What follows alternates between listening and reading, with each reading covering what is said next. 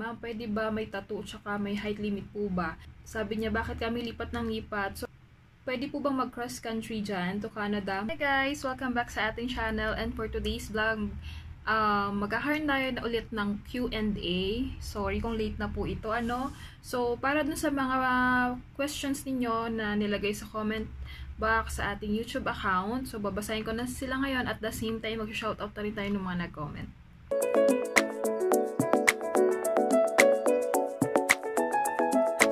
Tayo kay Lionel Reynes.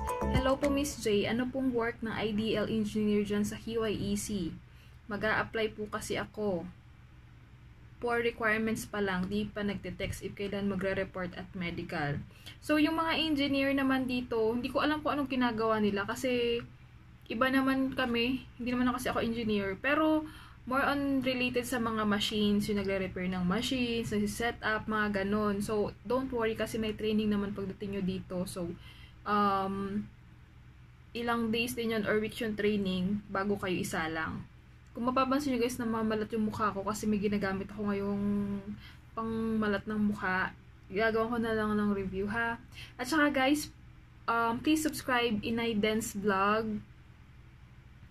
Sana i-subscribe mo si tita din. Tita ko kasi tita siya ng asawa ko. So, may bagong vlogging channel siya. Sa Amerika siya nakastay ngayon. Inay Dance Vlog. Ilalagay ko na lang po sa description box yung link niya. Next question is, Babe? Sorry. Bakit ang mahal?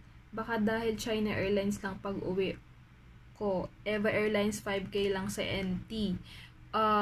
Kasi yung sinakyan ko is China Airlines 10,950 NT. Balikan na po yun.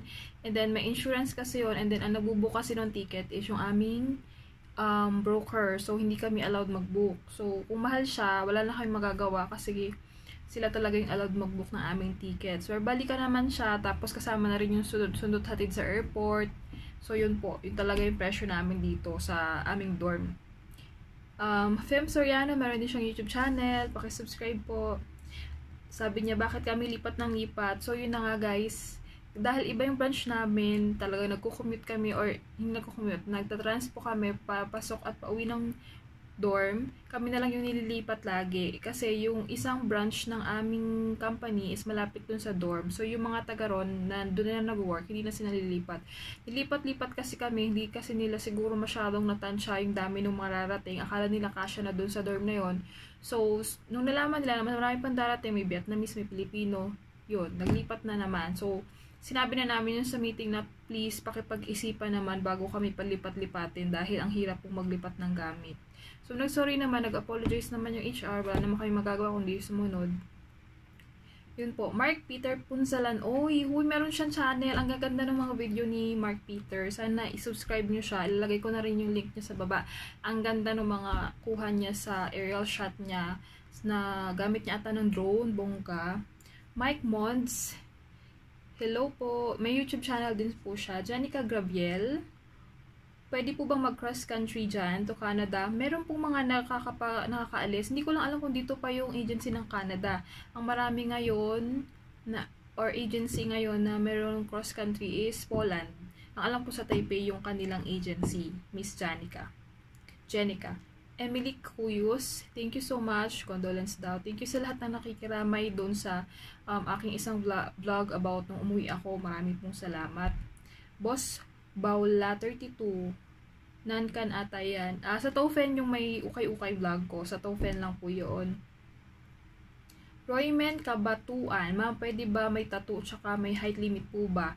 Yes, may height limit, lalo na sa lalaki. At tattoo, meron company na tumatanggap ng may tattoo, meron namang hindi.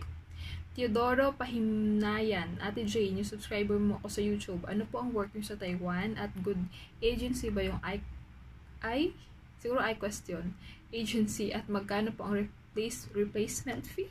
Placement fee siguro yun, okay naman yung work ko dito kasi syempre 4 na taon medyo nakapag-adjust na ako, pero syempre sinasabi ko sa inyo na walang madaling trabaho sa abroad, so dapat like kayong ready if ever na gusto yung mag-apply dito. And ang work ko is factory worker, nagre-repair ako ng mga product namin.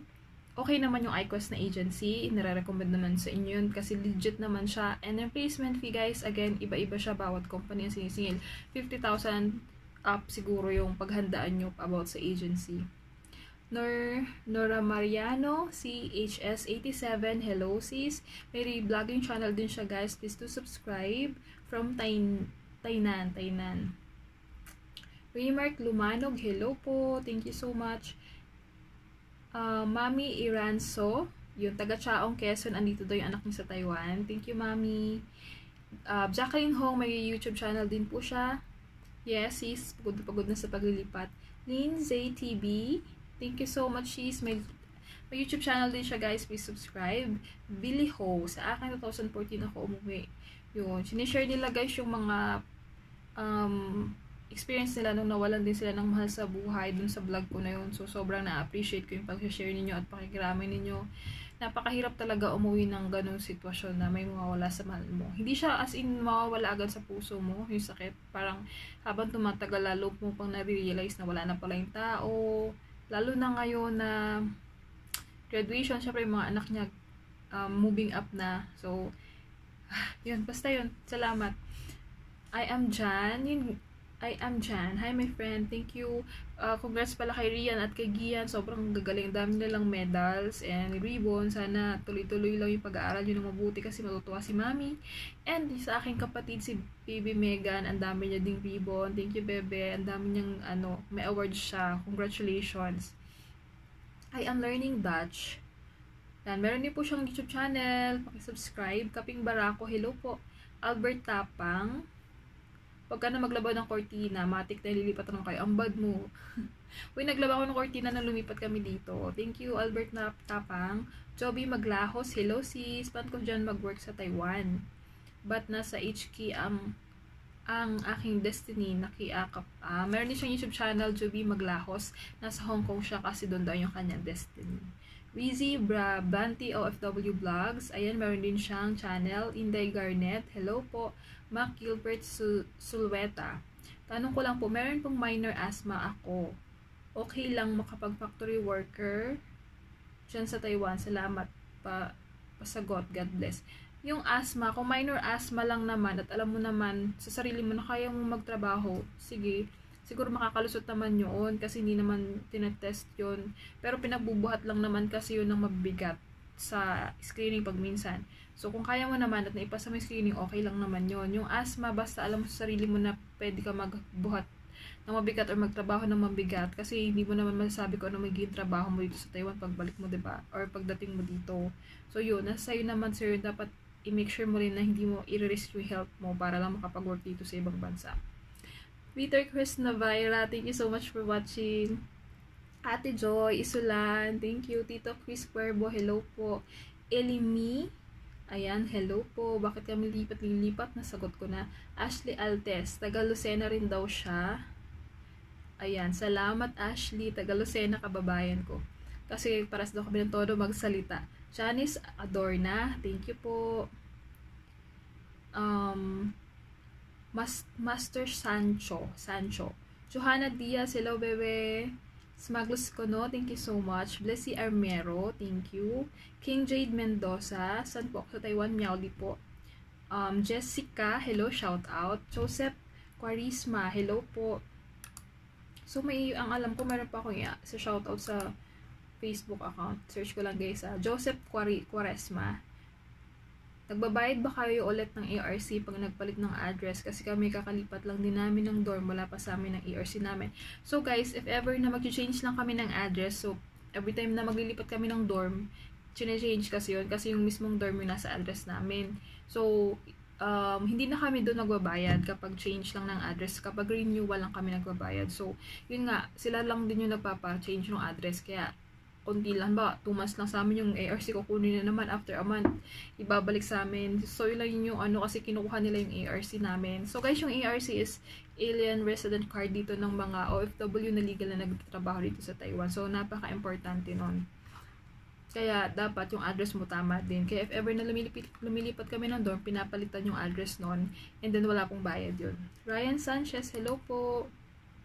From Changhua, ha? Chel Agustin Vlogs, hello. Meron siyang vlog, guys. Ano sabi niya? Best friend kami nga.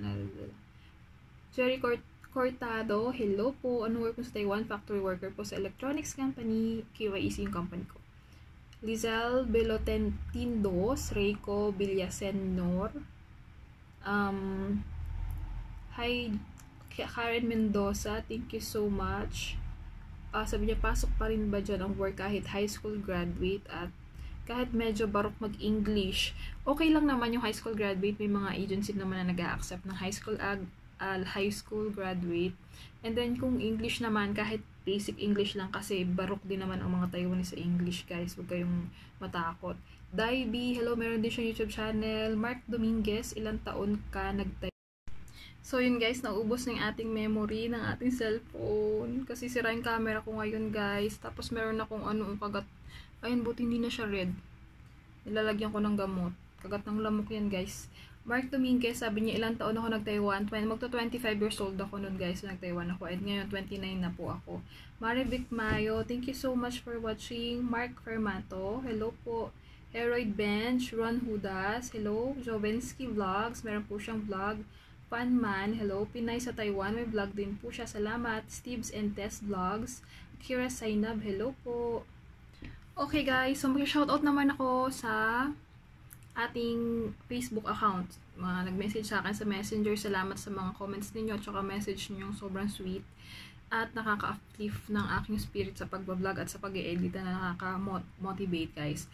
Buado, Paglingayin, Christy, hello po. RJ Fabe, hello. Carl Pulido, andito na siya sa Taiwan. Hey, congrats kabayan. Aida Nines Hamilano. Marjorie Manalang, hello. Chris Sanchez, Eliza Camille Soco. Marivic Bautista, Estela Marie, good luck. Maricar Santiago del Rosario, hello po. Agustin Tornos, Zaneth, hello. Boyet Abad, hello. Joanne, Labela Matulak Abing, John Lan Villanueva, Carlo Cavillero, hello, thank you.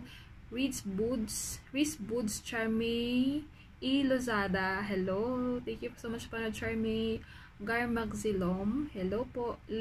Lian Padrigon, May Moya Bustamante, Akil Baksain Niebs, Pearl Geology, ang hirap K. Erzando, Joseph Smith, Annalisa Chuda Sumiyoshi, Heidi Rose, Joanne, Winston Castillo Zamore. Thank you so much guys for watching. And yung mga questions na hindi ko nasagot, next time na lang ulit. And yung hindi ko pa na-shoutout. Maraming salamat sa inyong lahat. Sana maging okay na si G7X para mas marami pa tayong vlog. Napakakulimlim ngayon guys. So bukas subukan kong lumabas. Thank you for watching guys. See you on the next one. God bless. Up here.